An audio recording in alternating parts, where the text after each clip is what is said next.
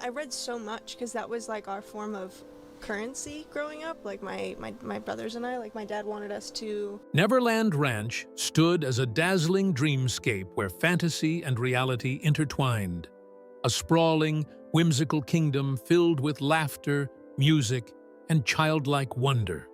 With its private theme park rides spinning under open skies and a menagerie of exotic animals roaming freely, it was a place that seemed pulled straight from the pages of a fairy tale. To the public, Neverland was a symbol of joy and escape, a magical refuge crafted by Michael Jackson himself. Yet beneath its bright, enchanting surface, something sinister was unfolding. It would take years for the horrifying truth to surface. Now, even Michael Jackson's own daughter has broken her silence on the mysterious upstairs in Neverland. Let's start from the very beginning. Life and career of Michael Jackson. Born on August 29, 1958 in Gary, Indiana, Michael Joseph Jackson was the eighth of 10 children in the Jackson family. His mother, Katherine Jackson, was a devout Jehovah's Witness. Her spiritual grounding and encouragement played a pivotal role in Michael's early exposure to music and performance. In contrast, his father, Joseph Jackson, brought demanding and often harsh methods, sometimes described as abusive, to the table. From an early age, Michael's life was far from ordinary. Despite the difficulties he faced at home, including the pressure to excel and the strict rules imposed by his father, Michael found refuge and purpose in music. At just 6 years old, he joined his older brothers Jackie, Tito, Jermaine, Marlon, and later Randy, to form the Jackson 5. Their humble beginnings involved performing in local clubs, talent shows, and even unusual venues like roller rinks and small theaters, as they worked tirelessly to gain recognition. These early performances were grueling but crucial, honing Michael's skills as a vocalist and dancer. Though it was not apparent at the time, it laid the groundwork for his later stardom. The Jackson 5's breakthrough came in 1967 when they won Amateur Night at the Apollo Theater in Harlem. This victory helped them secure a deal with Motown Records, the legendary label that became synonymous with Black American music during that era. Under Motown, the Jackson 5 exploded onto the national scene with chart-topping hits like I Want You Back, ABC, and I'll Be There. The Jackson 5 became a cultural phenomenon, breaking racial barriers on television and in the music industry during a time when America was still grappling with civil rights issues. As Michael grew older, his ambitions extended beyond the group. By the mid-1970s, he was ready to embark on a solo career that would redefine pop music. This transition coincided with a move from Motown to Epic Records, where Michael found increased creative control. This was a rarity for young black artists at the time. It was at Epic that Michael met producer Quincy Jones. This collaboration would prove transformative. Their partnership began with the 1979 release of Off the Wall, Michael's first adult solo album. The record was a critical and commercial success, blending pop, funk, and disco in ways that resonated with a wide audience. Tracks like Don't Stop Till You Get Enough and Rock With You became instant classics, earning Michael his first Grammy Award as a solo artist. Off the Wall marked a significant turning point, showing the world that Michael was more than just the kid from the Jackson 5. He was a powerful solo force. But it was Michael's next album, released in 1982, that would cement his status as a global icon. Thriller was a groundbreaking masterpiece that shattered records and transformed the music industry. With Quincy Jones's visionary production and Michael's unparalleled creativity, Thriller combined pop, rock, R&B, and even elements of horror in its music videos and themes.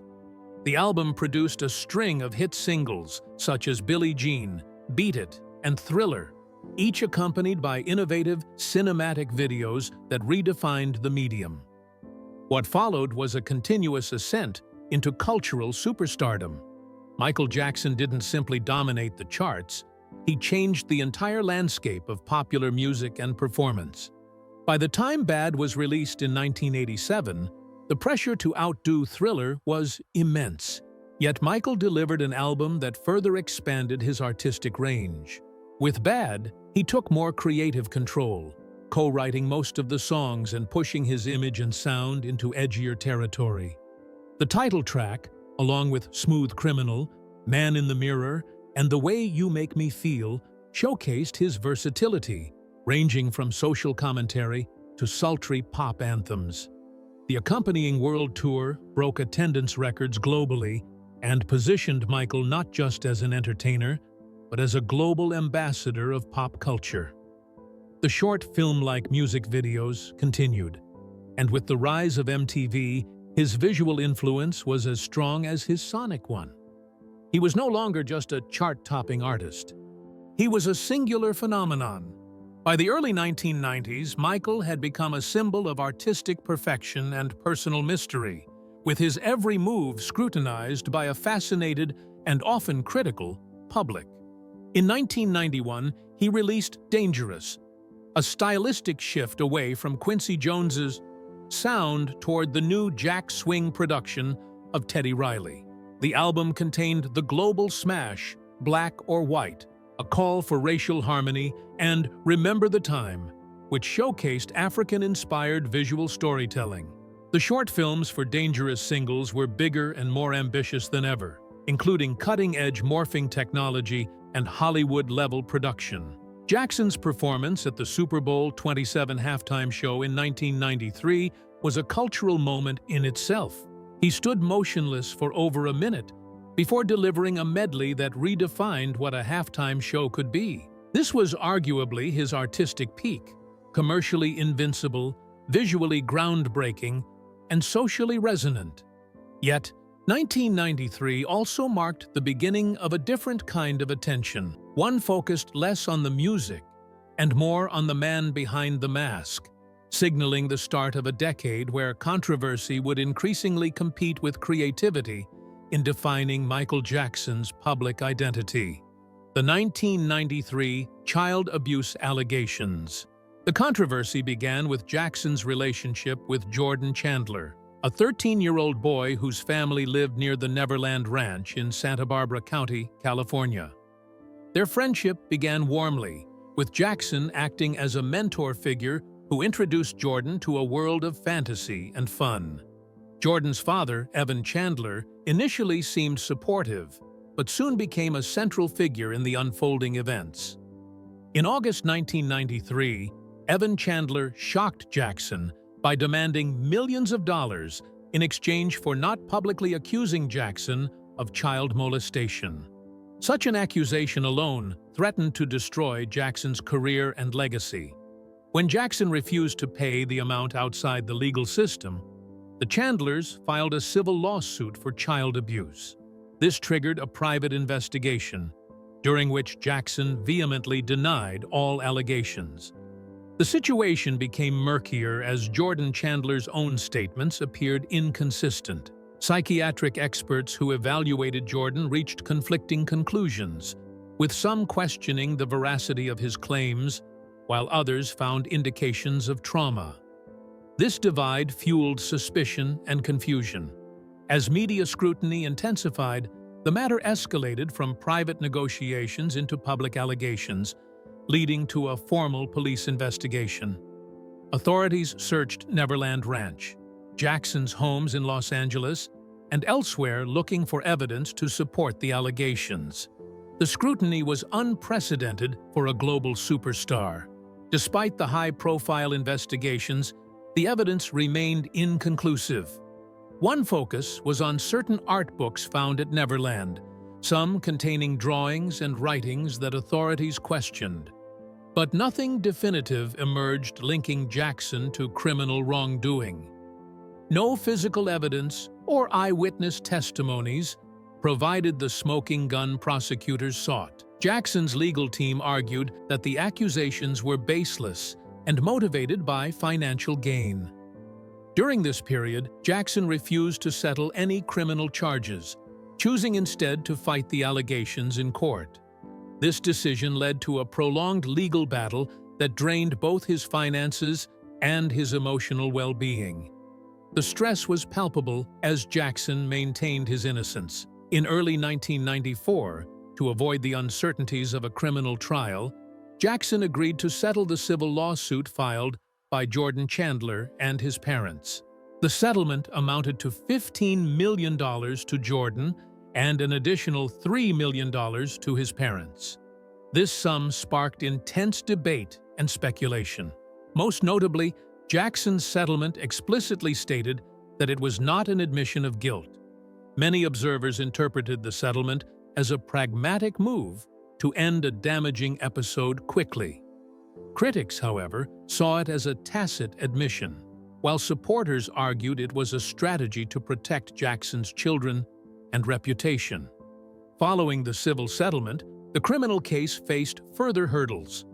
In 1994, both the Los Angeles County District Attorney's Office and a grand jury reviewed the case but ultimately declined to press charges due to insufficient evidence. The case against Jackson was dropped quietly, though the shadow it cast on his public image remained for years to come. Jackson publicly stated that the experience had been devastating and called it a nightmare fueled by false accusations. He emphasized his commitment to children's welfare, continuing to advocate for children's charities and causes, hoping to restore his reputation. But things did not end here. The 2005 child abuse trial. The controversies that had haunted him since the early 1990s were reignited once again. This renewed storm was largely triggered by the 2003 documentary Living with Michael Jackson, directed by British journalist Martin Bashir. The film showcased Jackson's interactions with children, including a moment where he held hands with a young boy. The documentary's portrayal was seen by many as controversial and unsettling, leading to intense scrutiny and reopening of allegations against the pop icon. This set the stage for a renewed legal assault, this time led by authorities in Santa Barbara County, California, where Jackson's Neverland Ranch was located. In November 2003, formal charges were filed against Michael Jackson by the Santa Barbara District Attorney's Office. He faced 7 counts of child molestation and 2 counts of furnishing alcohol to a minor, all allegations linked to Gavin Arvizo, a teenager who had spent time at Neverland Ranch. These charges marked a serious escalation from the civil and informal investigations of a decade earlier. It thrust Jackson back into the center of a global media storm. The property in question, Neverland Ranch, was officially known as the Sycamore Valley Ranch. Jackson purchased it in 1988 for approximately $17 million. Nestled in the Santa Ynez Valley of Santa Barbara County, California, the sprawling estate covered around 2,700 acres. It was originally developed by real estate magnate William Bone, but Jackson transformed it into an iconic fusion of private residence and a fantasy world. Inspired by the mythical island from Peter Pan, where children never grow up, Jackson's Neverland became both a personal refuge and a symbol of his complex persona. Part childlike dreamer, part elusive global superstar. The property boasted a main house designed in a French Normandy style, with 5 bedrooms, 8 bathrooms, 3 fireplaces, and over 12,000 square feet of interior space. But it was what lay beyond the walls that made Neverland legendary. The estate included its own amusement park, complete with a Ferris wheel, carousel, pirate ship ride, bumper cars, and a miniature railway that circled the property. There was also a petting zoo with exotic animals like elephants, llamas, and giraffes, as well as a movie theater with a private box for sick children and candy dispensers built into the seats. Security and privacy were paramount at Neverland. The entrance was guarded by a massive wrought iron gate, and the entire estate was surrounded by fencing, cameras, and personnel. A security team worked around the clock, and staff had to abide by strict confidentiality agreements. Visitors passed under an arched Neverland sign and often took golf carts or trains to move about the massive estate. The interior of the home, especially the upstairs areas, remained largely off-limits to most guests. Jackson's bedroom suite included multiple rooms and a private security alarm system. The ranch was not merely a home, but also a stage for Jackson's philanthropic efforts. He invited underprivileged and terminally ill children to visit and enjoy the facilities free of charge. Publicly, Neverland became emblematic of Jackson's proclaimed desire to recreate the childhood he felt he had missed. In his 1995 interview with Diane Sawyer, he described it as a place of healing and joy, saying, "I do it because I genuinely love them, and I want to help." However, Neverland also became a central location in the 1993 and 2003 child abuse investigations. Law enforcement conducted thorough searches of the property, including the private quarters and the secret rooms some claimed were hidden within. The 2003 raid, following the airing of the Living with Michael Jackson documentary, was particularly extensive, with over 70 investigators sweeping through the estate. Some media outlets later exaggerated or misrepresented what was found, contributing to public speculation and myth-making about secret compartments or inappropriate behavior. Later testimonies revealed that some so-called secret rooms were actually designed for security purposes and not the sinister hideouts tabloids suggested. From the outset of this new investigation, Jackson adamantly denied all accusations, consistently proclaiming his innocence. His legal team worked vigorously to dismantle the prosecution's case, while Jackson himself maintained a calm yet resolute stance, emphasizing his commitment to children's welfare and asserting that his relationships with young fans were based on kindness and generosity. The trial that followed in early 2005 became a spectacle unlike any other, attracting intense worldwide media coverage. Courtrooms overflowed with journalists, cameras, and spectators, reflecting the global fascination with the case. For Jackson, the trial was a source of immense personal strain, taking a toll on his health and well-being. He appeared frail at times, visibly affected by the prolonged stress and public scrutiny. The courtroom drama stretched over several months, with testimonies from both sides painting drastically different pictures. The defense presented the allegations as a calculated attempt by the Arvizo family to exploit Jackson's fame for financial gain. They argued that the teenager and his family had repeatedly tried to extort money from Jackson. Conversely, the prosecution portrayed a darker narrative, asserting that Jackson used his star power to manipulate and abuse vulnerable children. They suggested that the lavish lifestyle and gifts Jackson provided were part of a coercive strategy, creating an environment where the alleged abuse could occur unchecked. The jury was presented with detailed accounts, expert testimonies, and conflicting statements that made the trial a complex legal puzzle. The defense's strategy to highlight inconsistencies in the accuser's story and point to prior failed extortion attempts proved crucial. Jackson's longtime friends and employees testified in his favor, portraying him as a caring, gentle figure deeply committed to children's happiness and safety.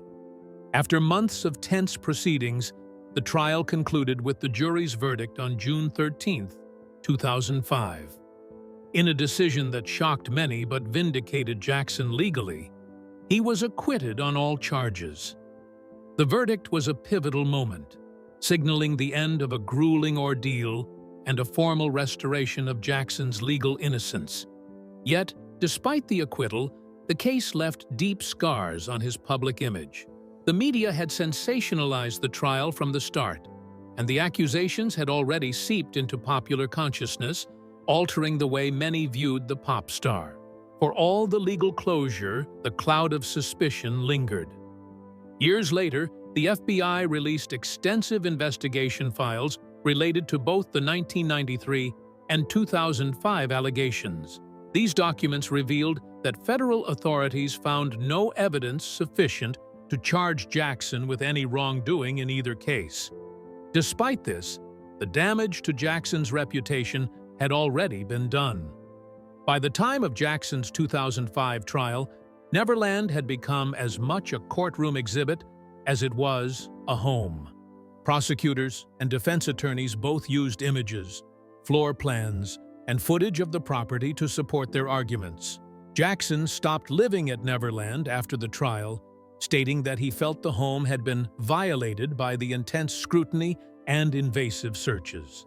In 2006, the estate was closed, the amusement rides were dismantled, and staff were dismissed. Despite its decline, Neverland remained in the headlines. In 2008, amid mounting financial trouble, Jackson defaulted on the loan for the property. Colony Capital, a real estate investment company, acquired the loan and eventually gained partial ownership. After Jackson died in 2009, fans around the world called for Neverland to be turned into a public memorial, much like Graceland is for Elvis Presley. However, the Jackson family never approved such a transformation. In 2015, the estate was put up for sale under its original name, Sycamore Valley Ranch, with an asking price of $100 million, though it eventually sold in 2020 for $22 million to billionaire Ron Burkle, a family friend of Jackson. By then, Neverland had become less of a sanctuary and more of a symbol of Jackson's fame, his eccentricity, and the conflicting narratives that continue to surround his life and legacy. Post-trial financial problems. Following the emotional and highly publicized 2005 trial, Michael Jackson faced an equally daunting battle with financial struggles that contrasted starkly with his decades of unparalleled success and stardom. Despite being one of the most influential and best-selling artists in music history, Jackson's financial profile was severely strained, reflecting years of costly legal defenses, extravagant spending, and a series of ill-fated business ventures that failed to stabilize his situation. The financial pressures were compounded by ongoing lawsuits.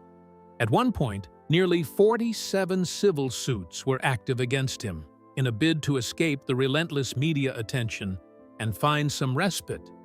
Jackson relocated in 2006 to Bahrain, where he was hosted as a guest by Sheikh Abdullah bin Hamad Al Khalifa.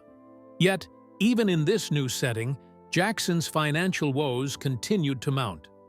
Attempts at business reinvention through partnerships and ventures in music and entertainment largely fell short. Several deals, touted with much fanfare, either collapsed or failed to generate sufficient revenue to offset mounting debts. What had once been a near mythical fortune now teetered dangerously close to collapse. One of the most telling indicators of Jackson's financial distress was the use of his valuable music catalog as collateral to secure loans. His catalog, which included rights to some of the most iconic songs ever recorded, both his solo works and those with the Jackson 5, remained his most significant tangible asset. By the mid-2000s, Jackson owed approximately $270 million to Bank of America alone. The bank later sold this debt to Fortress Investments, a private equity firm, which further complicated his financial arrangements. Advisors warned Jackson that if he did not take drastic steps, including selling off portions of his music rights, he risked complete financial ruin. Under this pressure, Jackson reluctantly agreed to a series of new loans, and financial counsel recommended that he sell up to half of his music catalog rights to avoid total bankruptcy. This decision marked a painful turning point, as it meant parting with the very foundation of his artistic legacy. Despite the heartache, Jackson seemed aware of the necessity, recognizing that preserving his career and lifestyle required difficult sacrifices. Yet, even these measures were not enough to fully stem the tide of creditors and legal claims. His financial advisors consistently cautioned him about the precariousness of his situation. One of the most visible symbols of this retrenchment was the closure of Neverland Ranch, the sprawling Santa Barbara estate that had long been Jackson's primary residence and a public emblem of his whimsical and reclusive lifestyle. Throughout this difficult period, Jackson's situation was further complicated by a series of public financial disputes and media reports that painted a portrait of near bankruptcy. The tension between his immense cultural influence and his fragile financial health became a central narrative of his later years. Industry insiders and financial experts alike noted the irony of a man whose music continued to generate billions in revenue worldwide, but who personally struggled to manage the business side of his legacy. Some pointed to a lack of consistent financial oversight and the cumulative impact of past spending habits, while others suggested that Jackson's desire to maintain control over his life and career sometimes hindered effective financial decision-making. Despite the setbacks, Jackson's music continued to command global attention, and his name remained a powerful brand. But behind the scenes, the stark realities of his fiscal situation cast a long shadow. The juxtaposition of the public's enduring love for the King of Pop and the private unraveling of his financial empire revealed the complexities and vulnerabilities of a legendary artist grappling with the consequences of fame, legal battles, and financial mismanagement. In many ways, these challenges framed the final chapters of Jackson's life. Michael Jackson's death and legal aftermath. Michael Jackson's death on June 25, 2009, sent shockwaves across the globe, marking the sudden end of an era. At just 50 years old, Jackson was a cultural icon whose career spanned over 4 decades, shaping the sound and spectacle of pop music like no other artist before or since. The news of his passing in Los Angeles was met with an outpouring of grief from fans worldwide, with vigils held in cities from London to Tokyo, reflecting the deep connection people felt to the King of Pop. The official investigation into Jackson's death culminated in August 2009 with a ruling from the Los Angeles County Coroner's Office, declaring the cause of death a homicide. The coroner's report identified acute propofol intoxication combined with benzodiazepines, sedatives that had been administered by Jackson's personal physician, Dr. Conrad Murray. Propofol, a powerful anesthetic typically used in hospital operating rooms, was being used in an unorthodox manner to help Jackson sleep. This ultimately proved fatal. The legal ramifications of the coroner's findings were swift and significant. In February 2010, Conrad Murray was formally charged with involuntary manslaughter.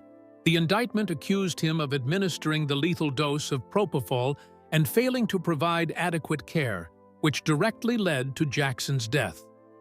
The trial attracted intense media scrutiny. Given Jackson's global stature and the extraordinary circumstances of his passing, over the months of courtroom proceedings, the prosecution portrayed Murray as negligent and reckless, while the defense argued that Jackson had self-administered the substance and that Murray's actions, though flawed, did not amount to criminal behavior. The 2011 trial unfolded against a backdrop of relentless public interest. Witness testimonies revealed glimpses into Jackson's fragile health, the pressures he faced in preparing for his anticipated "This Is It" comeback concerts, and the complicated dynamics between the pop star and his doctor. Ultimately, the jury found Conrad Murray guilty of involuntary manslaughter, leading to a sentence of 4 years in prison. Murray served less than 2 years before being released on good behavior. While the criminal proceedings marked the close of Jackson's legal saga, the aftermath of his death saw a profound intensification of his musical and cultural legacy. In death, Jackson's influence only grew. Despite the intense media scrutiny surrounding his death and the controversies it unearthed, Michael Jackson's impact on music, dance, and global pop culture remains undeniable. His artistry, innovation, and humanitarian efforts continue to inspire new generations, while his story serves as a cautionary tale about the costs of fame and the vulnerabilities behind the glittering surface of celebrity. But not all has been good and bright for Jackson's legacy. Posthumous allegations and Paris, Jackson's revelations. In the years following Michael Jackson's death, new allegations of child abuse emerged that reignited fierce controversy around the late pop icon's legacy. In 2013, Wade Robson, a choreographer and longtime Jackson family friend, publicly accused Jackson of abuse during his childhood.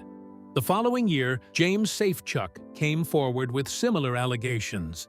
Despite the public uproar, the legal system initially posed significant barriers to the accusers. Many of the lawsuits filed by Robson and Safechuck were dismissed on procedural grounds, primarily due to statutes of limitations that prevent claims filed too long after the alleged incidents.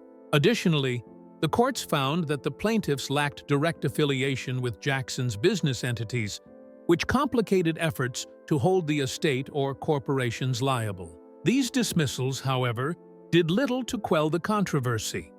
The controversy reached a new peak in 2019 with the release of Leaving Neverland, a documentary that gave Robson and Safechuck a platform to share detailed personal accounts of their alleged abuse. Directed by Dan Reed, the film reignited public debate, drawing both condemnation and support.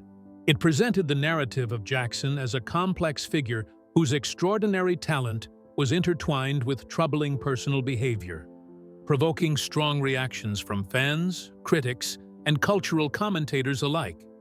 Several radio stations across the world temporarily removed Jackson's music from their playlists in response, while broadcasters and streaming platforms wrestled with the ethical dilemma of separating art from the artist. Amid the backlash, Jackson's family and close associates mounted a vigorous defense of his name. Katherine Jackson and other family members condemned the documentary as a public lynching and vehemently denied the allegations, describing them as fabricated and opportunistic. Prominent peers in the music industry also voiced support for Jackson's innocence, highlighting his philanthropic efforts and the testimony of numerous people who had known him personally. Counter-documentaries and investigative reports were produced to challenge the claims presented in Leaving Neverland. Interestingly, despite the wave of negative publicity, Michael Jackson's music experienced a resurgence in sales and streaming numbers following the scandal. This paradox highlighted the enduring power of his artistry and the complicated relationship fans had with his legacy. Over time, some radio stations reinstated his songs into rotation, signaling a degree of reconciliation with the artist's work, even as questions lingered about his personal life. The legal battle extended beyond public discourse, as Jackson's estate launched a $100 million lawsuit against HBO, the broadcaster behind Leaving Neverland, alleging defamation and breach of contract. The suit claimed the network had failed to provide the estate with a chance to respond before airing the film, asserting that the documentary contained misleading and false information. In 2020, California passed a significant legislative change, extending the statute of limitations for child abuse claims, creating a look-back window that allowed survivors to bring cases regardless of how much time had elapsed. This development opened the door for renewed legal challenges against the Michael Jackson estate, which faced new trials and claims years after the star's passing. By 2023, courts had approved the resumption of some of these lawsuits. The revived cases are now set to proceed to trial, with proceedings scheduled for 2026. Both plaintiffs have expressed their intent to seek justice through the legal system. The Jackson estate continues to deny the allegations, asserting that they are motivated by financial gain and lack credible evidence. In the end, Michael Jackson's public image and the legend of Neverland Ranch remain tangled in admiration, myth, and controversy, each reinforcing the other across decades. Widely hailed as the king of pop, Jackson's musical genius and global influence are undisputed. Yet his legacy is also shadowed by repeated allegations and sensational media coverage that fueled public division.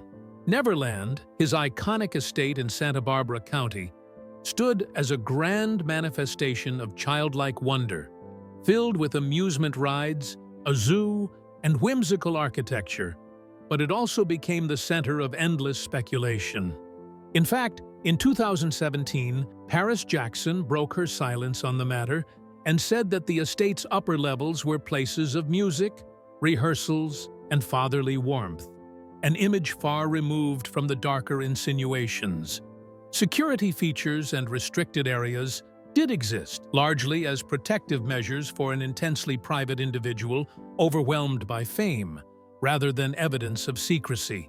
Much of the intrigue around Neverland was shaped by sensational journalism, which often eclipsed nuance and truth in favor of dramatic narrative. Yet, despite the controversies, Neverland remains a lasting emblem of Jackson's complex duality, a symbol of both innocence and isolation, of brilliance and burden, and of a man whose reality was often drowned out by the myth surrounding him. Well, that's it for now. Thanks for watching. Did you like this video? If you did, please consider liking, dropping a comment, and hitting the subscribe button so that you don't miss out on our new uploads.